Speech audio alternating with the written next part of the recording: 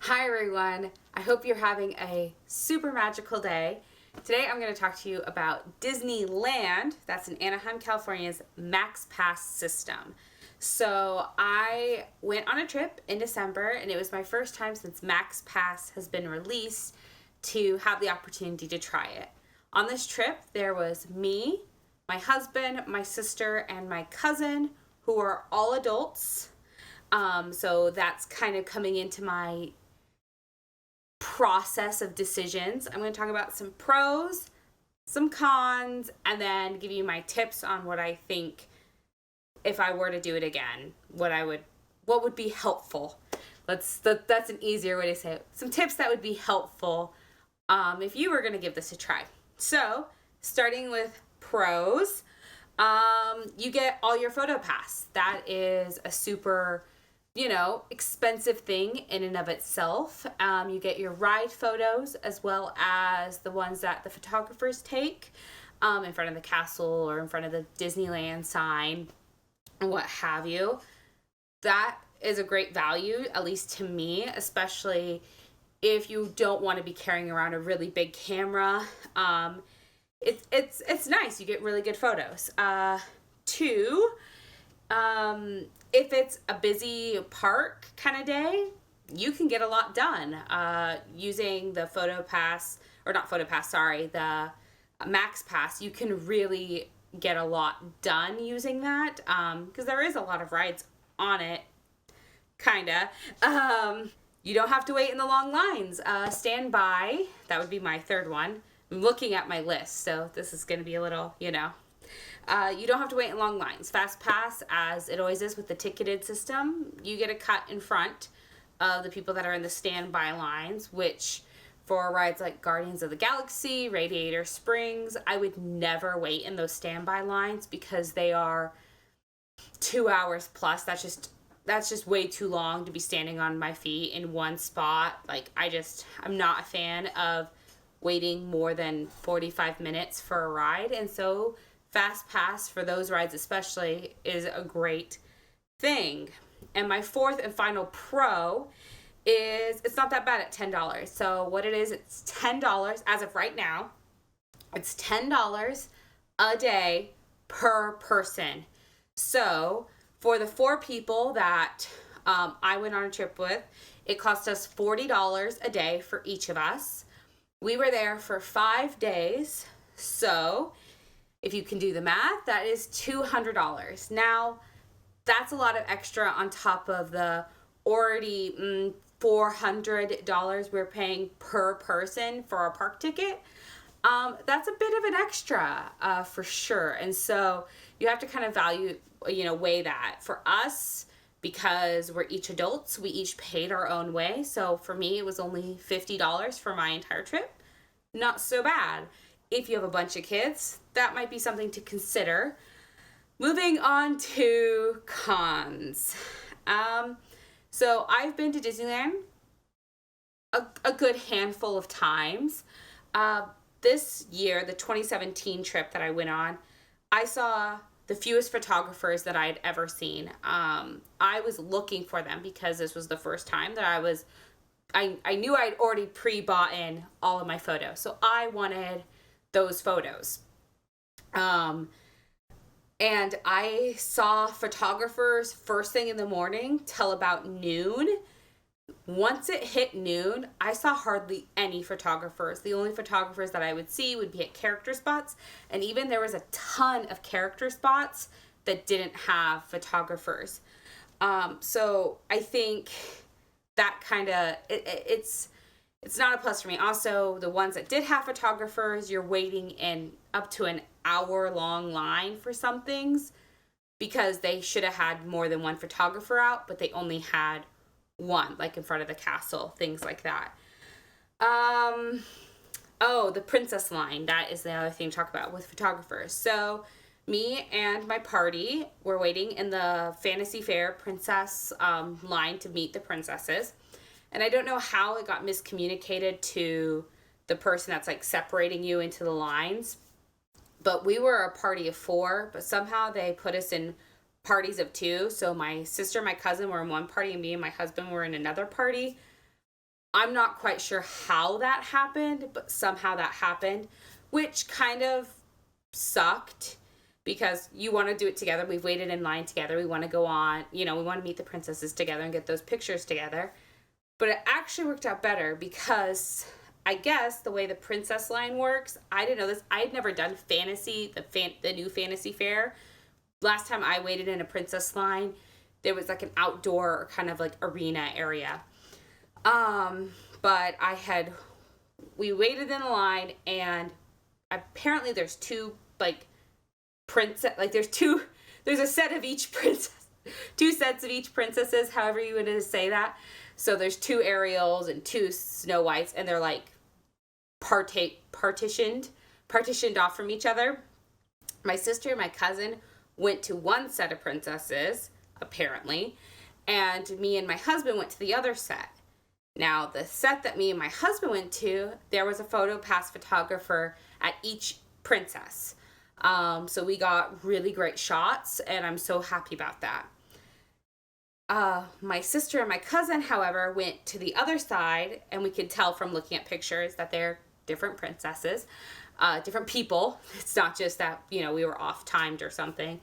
They had no PhotoPass photographer and did not get any of those photos.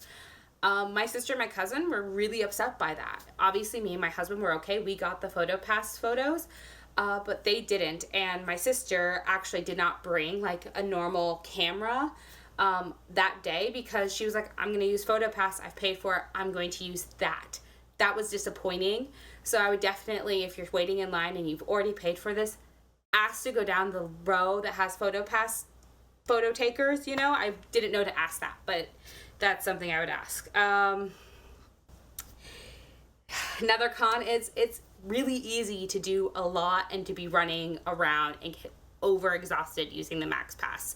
At least that's what me and my family found, because there's only about one FastPass ride at max 2 per area. Like if you go to Fantasyland, there's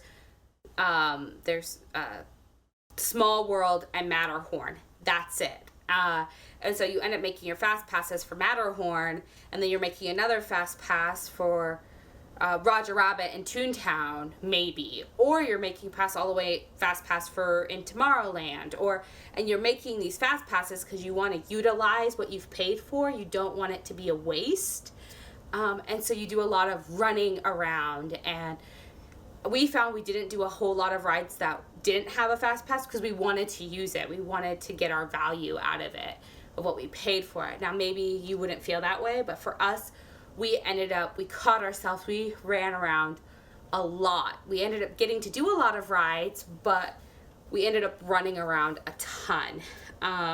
So that's one of our cons. Okay, another con is you have to wait to buy MaxPass till you are in the park. The rule to this is if you buy a vacation package through the Disney website where you're booking your hotel and your tickets and all those things combined, you can pre-buy MaxPass then for your entire stay or how long your tickets are going to last for, depending on how many day ticket you get. If you do not do that, you can only buy it that day, meaning you have to wait to get your ticket scanned in. You get into the park, and then you go on to the app, buy your MaxPass, and then proceed from there. Even if, like us, we had a 5-day park hopper, we scan that in. It can see that we have a 5-day park hopper, but we can only buy for the day that we are in the park that day, which is a time waster. It's a huge time waster. I'm going to rant a minute here because you have to pull yourself away from whatever you're doing. And if you're like us, we're there, at 8 a.m. as soon as park opens, getting into the park. The last thing you want to do is pull off to the side for 15 minutes and buy your ticket and then start booking your fast passes for later on. You want to go, and it's fine on that very first day. But by day 3 and 4, you're tired of it. You're tired of having to wait to get into the park to buy it. Also, if not everyone in your party, so you can make a party on the app, not everyone in your party, let's say, gets up. We had a day where our cousin wasn't feeling well, wanted to sleep in an extra hour. We were up, we got into the park first thing that morning, me, my husband, and my sister, and we bought our MaxPass, but we couldn't buy our cousin's MaxPass yet because she hadn't scanned her ticket in that morning, which meant we also couldn't book her a fast pass, even though the fast pass that we were booking was for, I believe, 2 p.m. So she would have definitely been in the park by that point. We couldn't book her one. And just like normal fast passes sell out, MaxPass passes sell out as well for Radiator Springs, Guardians of the Galaxy, things like that. Things that are really popular, you can only get your fast passes for so long. And so it made it very difficult because we would have 3 fast passes to go on a ride. She would get into the park, we would get the MaxPass for her, and we couldn't book her into our party. And so there was some frustrating feelings definitely about that. So if you are kind of, and well, we've done this trips before where, you know, my parents maybe hang back at the hotel and sleep in, or they want to have breakfast and then join us in the park a little bit later. This wouldn't work for that because you can't just join them in to what you already have, obviously, which makes sense, but it's frustrating because, you know, you can't just throw them in. We went in to book her a fast pass, and the next fast pass we could book her for was, you know, our fast pass for Radiator Springs, I believe, was at like 2:30, that we had booked at 8 a.m., right? And we could book her in one for 8 p.m., but not anywhere near each other. And so that kind of sucks. Also, you can only hold one fast pass for that ride at a time, meaning we couldn't then book us all for 8 p.m. for Radiator Springs together unless we canceled our 2:30 or 2 o'clock, whatever it was, one. So we had to cancel that so then we could all book it together so we could all be together at 8 p.m. It's frustrating because then you've been waiting for a fast pass to come up and you're like, okay, well now I have to cancel it, because you don't want anyone to feel left out and you want to be able to all go on the ride together. So that would definitely be a con.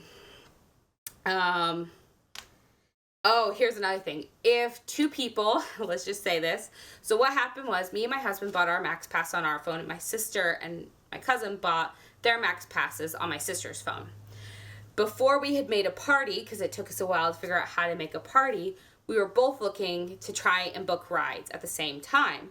We are standing in the exact same location. We both have our phones out, and we are getting offered completely different rides at completely different times. My sister would be looking at her phone, and she would have, you know, Indiana Jones and Splash Mountain and all these other things, where I would have none of those offerings, and I would have, like, Star Tours. I don't quite understand how that works, how 2 people can be standing at the exact same time at the exact same place and being offered completely different things. Or there was a point where she booked Indiana Jones and I booked Indiana Jones, but they were literally like 20 minutes apart from each other. They weren't for the exact same time, which is a little weird because if you go to the kiosk, you know, like if we were to go traditional, it would be for the same time because that's what they'd be passing out right then.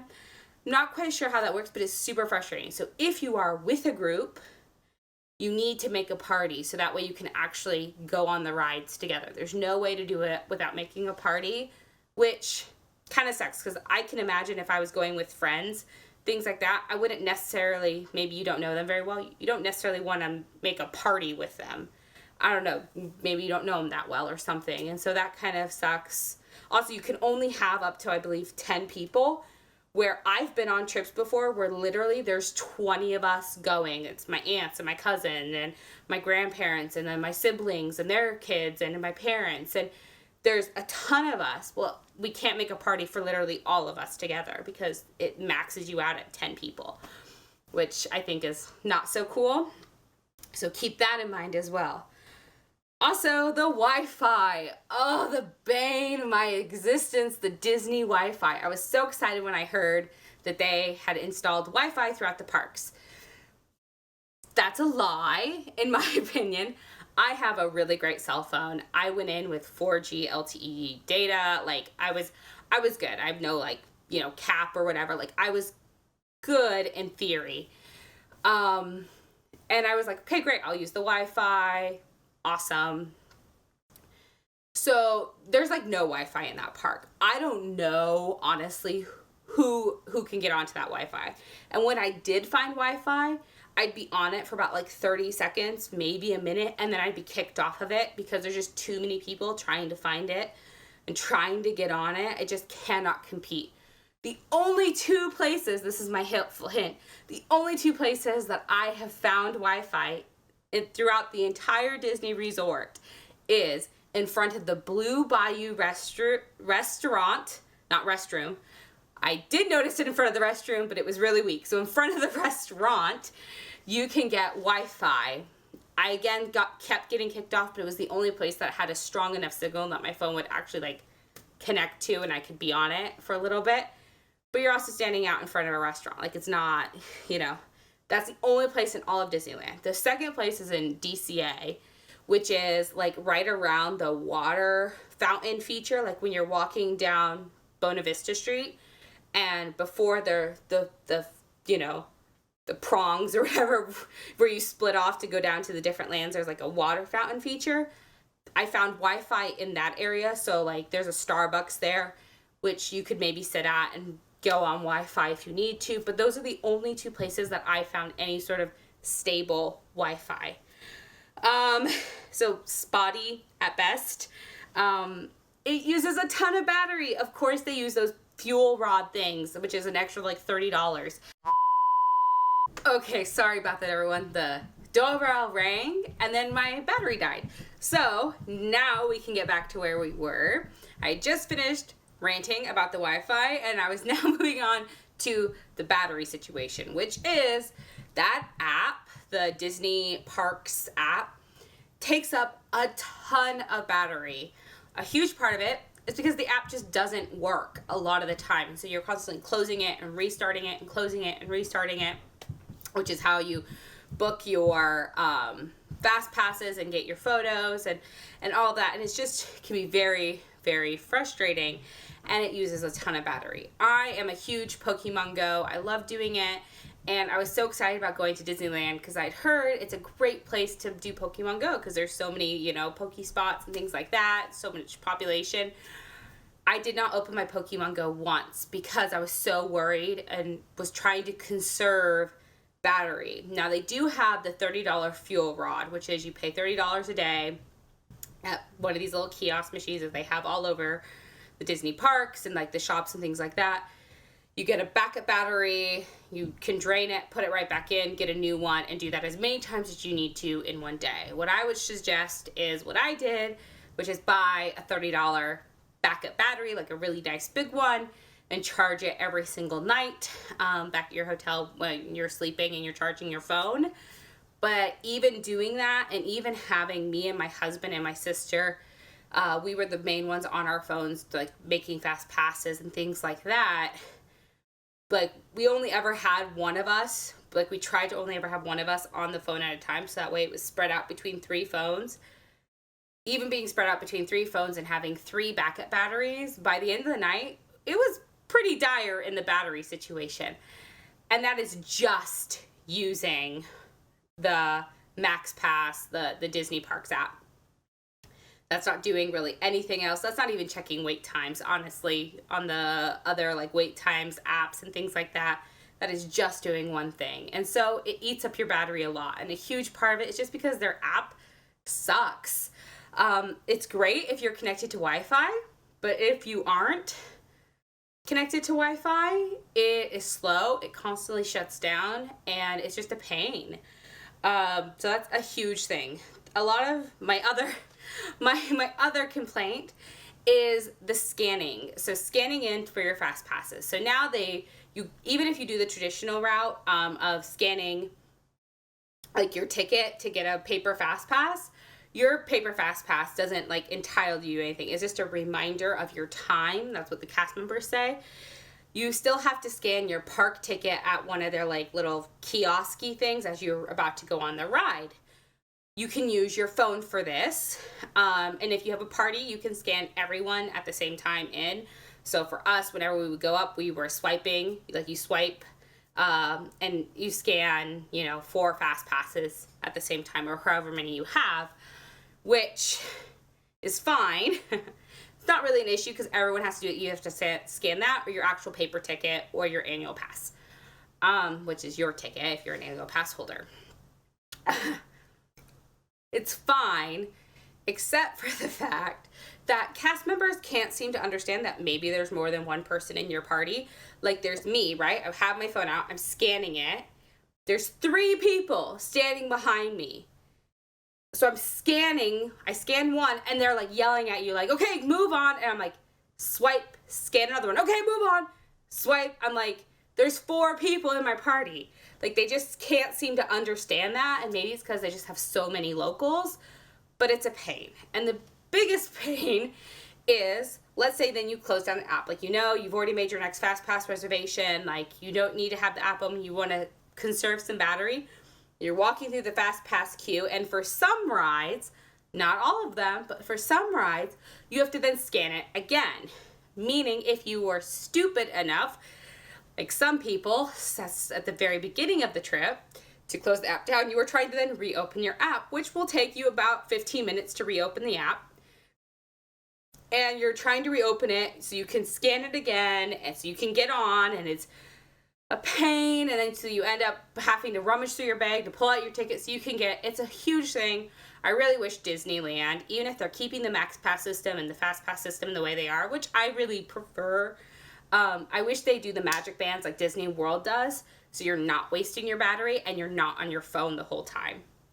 I felt like with this trip, I was on my phone the entire trip, which is not what I want out of a Disney trip. I don't want to constantly have to feel like I'm getting on my phone. I want to enjoy it and be in the moment, and I feel like MaxPass really pushes you to be on your phone the whole time, looking up when your fast passes are, where characters are, things like that. And another huge complaint is it can be expensive. If you are going with you and your partner and your 4 children, that's a lot of money, and you have to buy one for each individual person. Now, I understand for annual pass holders, I believe it's $70 for the entire year. Well, of course you would do that. Because if you are like me and you go and it's 5 days, that's $50. Of course you would do that as an annual pass holder. But as a tourist, that's a lot. And maybe they don't expect people to stay as many as 5 days. I mean, I would say there are 6. I liked it better when they had a 6-day park hopper.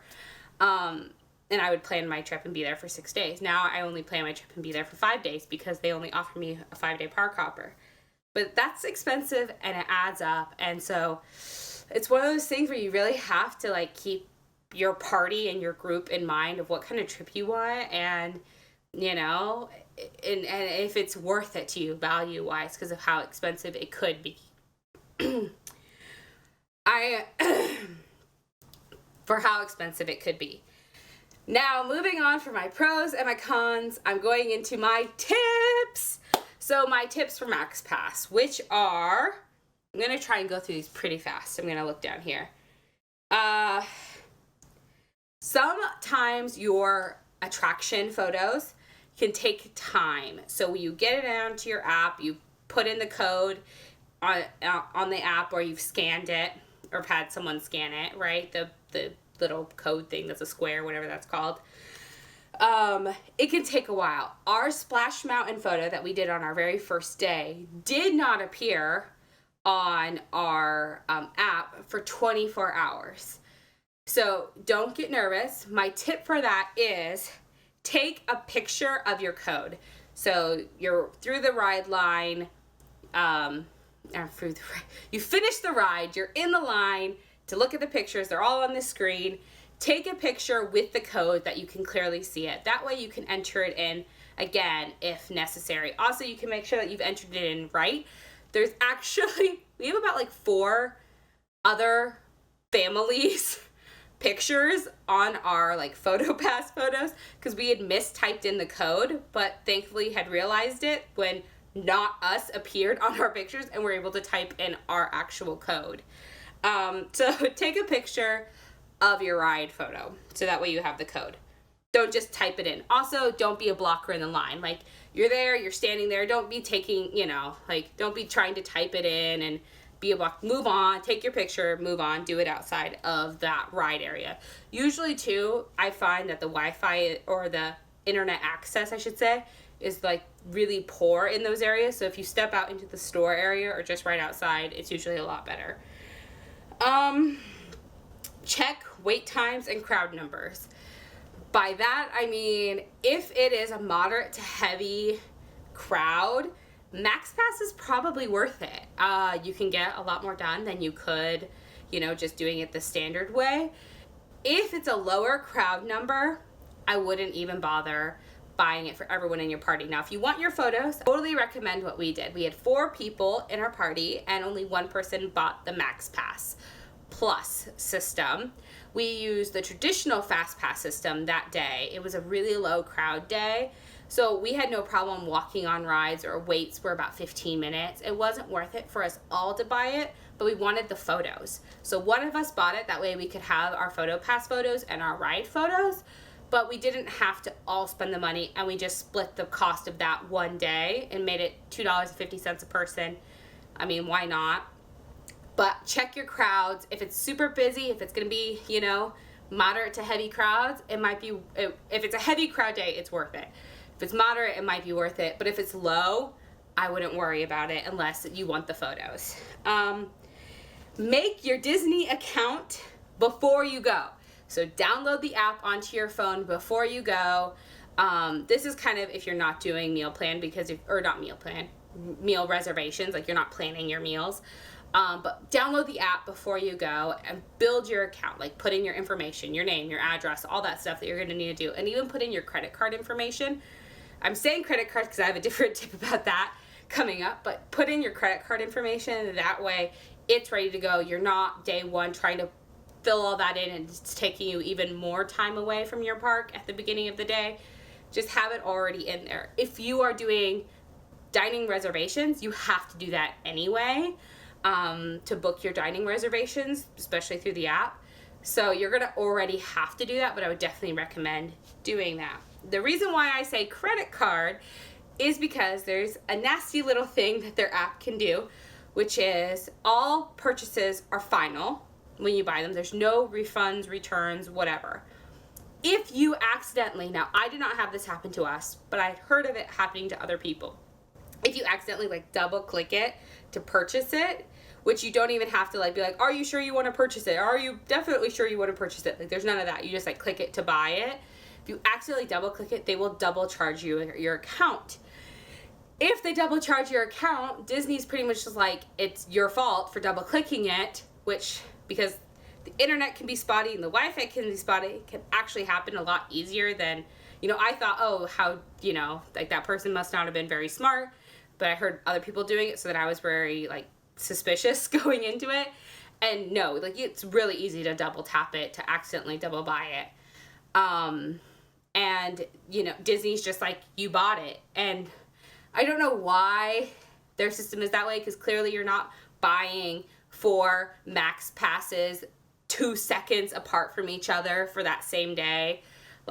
Clearly they should show that. But you buy it, right? You wait for your confirmation email. It will come in an email saying that you've bought it. If you don't get that email, then there might have been a problem and you need to purchase it again because that first one did not go through. But make sure that you're only buying it once. The reason why I say credit card is if something were to happen and you were to get double, triple, quadruple charged, you can bring it up to your credit card company and say that you did not authorize those purchases. You authorized one, but not the rest, and then it would be between the credit card company and Disney to fight that out.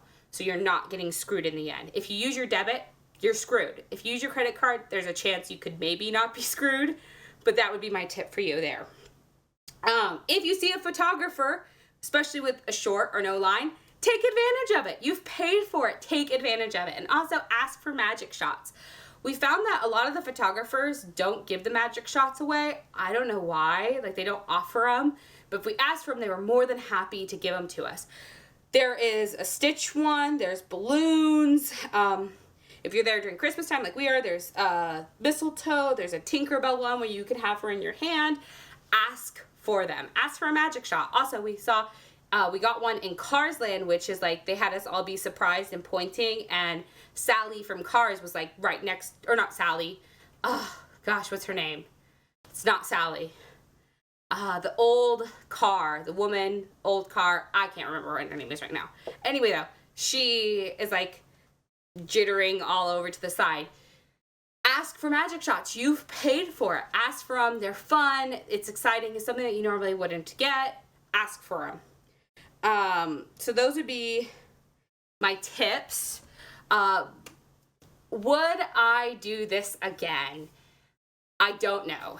If me and my husband, if it was just us going to Disney, I would look into doing it again. Like I said, if it was moderate to heavy crowds, yes, I would. If it was lower crowds, I probably wouldn't. We'd probably end up buying one and just use it for the photo pass for our entire trip, and not use it for like the MaxPass plus Fast Pass system. At $10, it's affordable and reasonable to me. If it was even a penny more than 10, I would say no, honestly. I'm sure Disney it's like the introductory price of $10, and they're trying to see if they can, charge more for it. If they start charging $12, $15, I'm going to say it's not worth it. Don't even try it. It's crap. At $10, it's okay. It's kind of nice. It pushes you to do a lot, but then you also are able to do a lot. So it kind of depends on what kind of Disney trip person you are. I have polled everyone in our party that went, and out of a 1 to 5 Mickey rating, we've given it 2.5 Mickey heads. Meaning if it was 2 or less, we would definitely not do it again. If it was 3 or more, it would be something that we'd probably end up doing it again.